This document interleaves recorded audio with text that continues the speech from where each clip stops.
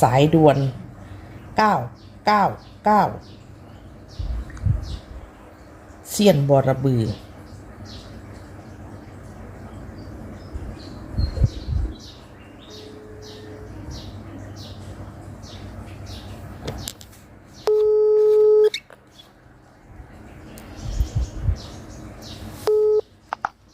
โหลครับ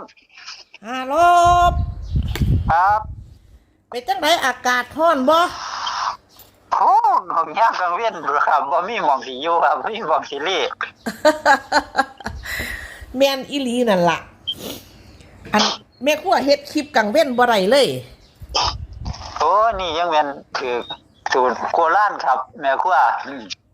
ถึงฤดูเดือน5เมษาร้อนเฮงแต่ละวันบ่มีหายสงร้อนคือปิ้งหีบปลานี่มันจังแม่นครับโอ้คือมีคำพร่ำเพยแท้ว่า พังเพยนี่เป็นจังไดฝันดีบ่ โอ้หลานสาวฝันดีครับแม่ครัวบ่ส่งเลขไปให้แล้วหลานสาวฝันดีแล้วฝันว่าเล่ามาบ้านขึ้นมาบ้านเราบ้านหน้าทางทงทางสันออกติดตีนบ้านหน้าเพิ่นมีสาติดถนนดำอันนี้เราออกไปกับหมู่พี่น้องอยู่เบิดคุ้มเราออกไปเบิ่งเราไปน้ำเพิ่นฟ้าเพิ่นขอนลงมาให้รอสิเข้าสาบ่มีหม่องเข้าค่าคันคู่น้ำปลาเรียนอยู่บึ้มอยู่แกลงไปเรียกเอาแต่ตัวใหญ่ว่าตัวน้อยมันคือว่าเอาบ่ฟ้าขอนมานี่แม่ข่อยก็สิจับว่าตัวใหญ่ดอกมันหลายปานนี้แม่ปานนั้นแล้วอ่ะแต่เรียกกันเราซื้อไว้อันเรียกที่ผมหายไปมันเป็น959แล้วก็เลขทูปผมมัน2ดอกผมจูดอยู่ดอนที่ผมไปขอเพิ่นนั่นวันนี้มันได้959งวดนั้นผมไปขอเพิ่นที่แรกผมได้07มันมาออก06มันลดแต้มนึงงวดว่าหันมัน565ที่ผมให้เป็นเลข3ตัวมันก็มาลดแต้มนึงมันก็ได้64มันมาออก64แต่งวดนี้ผมไปเอาอยู่ของเก่ามันมาเลขชนเลขผมน่ะได้959เลขทูปผมอยู่บ้านนั่นงวดกว่านั่นผมไปจุดอยู่ดอนมันได้565แต่มาจุดอยู่บ้านมันได้964มันมาชนกันอยู่มันเลยออก64วันนี้ผมไปเอามือเดียวกันมือวันศีลใหญ่แต่มือที่แรกเลยเนี่ยมันได้959แล้วก็ผมมาจุดอยู่บ้านมันได้254เรื่องงวดนี้ผมฝันคือความฝันของผมเนาะผมที่ให้เลขไปแล้วผมฝันว่าผมไปกับพี่ยิ่งผมเนี่ยพี่ยิ่งผมก็ยั่งอยู่ดิผมเห็นเพียจังเอาบุญนี่แหละผมก็ไปว่าจังเอาบุญเนี่ยผมเพิ่นเอาบุญหยังป้ามันนะเพิ่นว่าเพิ่นเอาคนจูดใส่กัน2คนว่าผมบอกว่าผมบ่เคยเห็นป้าพาผมไปเบิ่งแนววางดิผมก็เลยไปกับพี่ยิ่งผมน่ะเอาผู้ชายกับแม่ยิ่งจูดใส่กันถึงกะโลง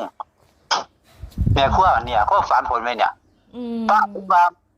วันนี้พ่อคนไปจูดคางไฟติดคางเดียวผู้ชายมันดิ้นหัวโมโก้ขึ้นสะเดือดขึ้นหัวฝันกายออกมากะโลงโคโมอยู่ป้าผมว่าเอาคือว่าตายแล้วมันคือตีงอยู่หัวซ้อนออกมาให้กูขึ้นไปเบิ่งกะคาว่าน่ะกูบ่เคยเห็นน่ะผมฮ้องนำพี่ยิ่งผมว่าจะขึ้นไปป้าจะขึ้นไปมันบ่แม่นแนวว่าแม่นโพดมันหยังสิบ่แม่นว่ามันตายแล้วมันคือดิ้นอยู่ป้าผมขึ้นไปเทิงก็ลงไปดึงขาผู้ชายลงไปในเที่ยงมันก็มียิ่งน่ะ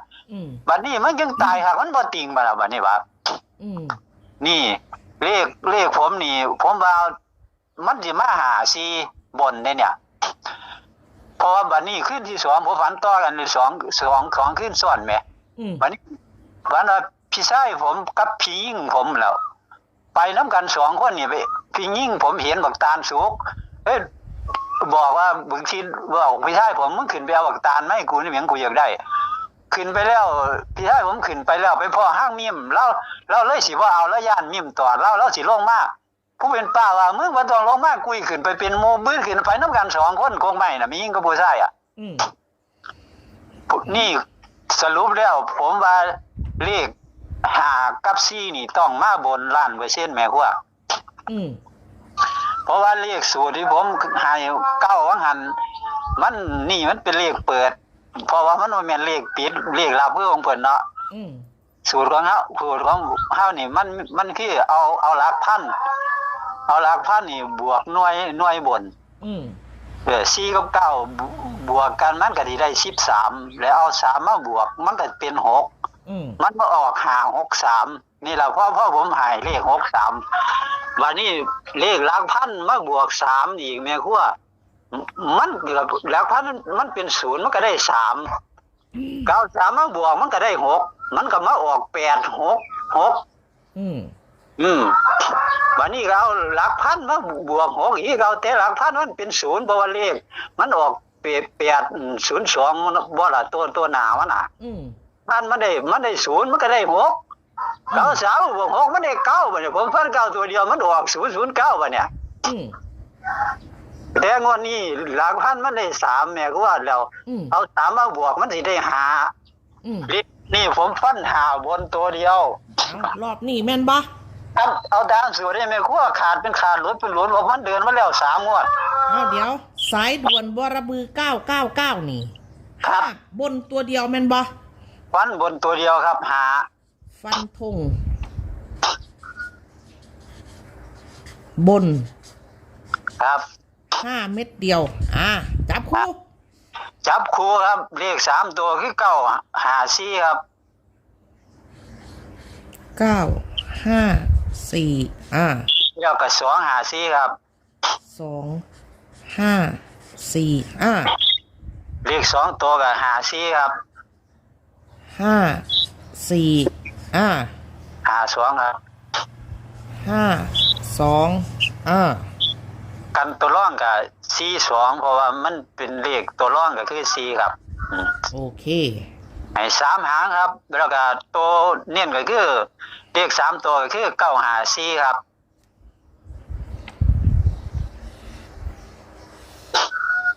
954แม่นบ่เอา954ครับตัวเลข3ตัวครับวงกลมไป954ครับแล้วก็เลข2ตัววงกลมไปที่54เลยครับโอเคส่วนล่างไหนบัดนี้จุดล่างนี่วิ่ง8ตัวเดียวครับขาดวิ่งล่าง8ตัวเดียวจับคู่83ครับ83 82ครับบนมี85ครับเอา2หางครับ85ครับตัว2ตัดออกครับเอา2หางครับฟันธงเลยครับวงกลมไปที่83ครับพี่น้องเป็นตัวเลขแบบคัดเน้นคันชุดไทย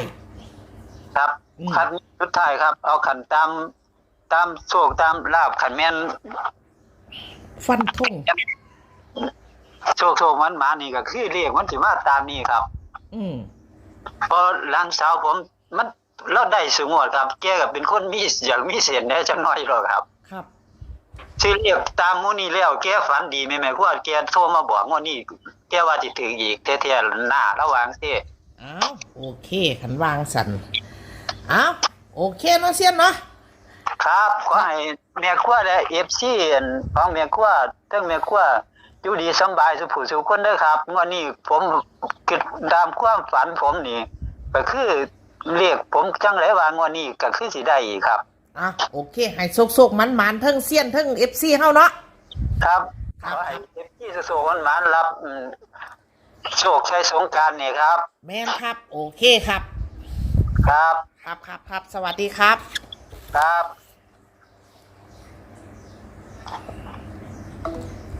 สายด่วนบรบือ999ฟันธงบน5ตัวเดียวจับคูมี่954 254ส่วน3ตัวก็54 52แล้วก็42เนาะพี่น้องเนาะ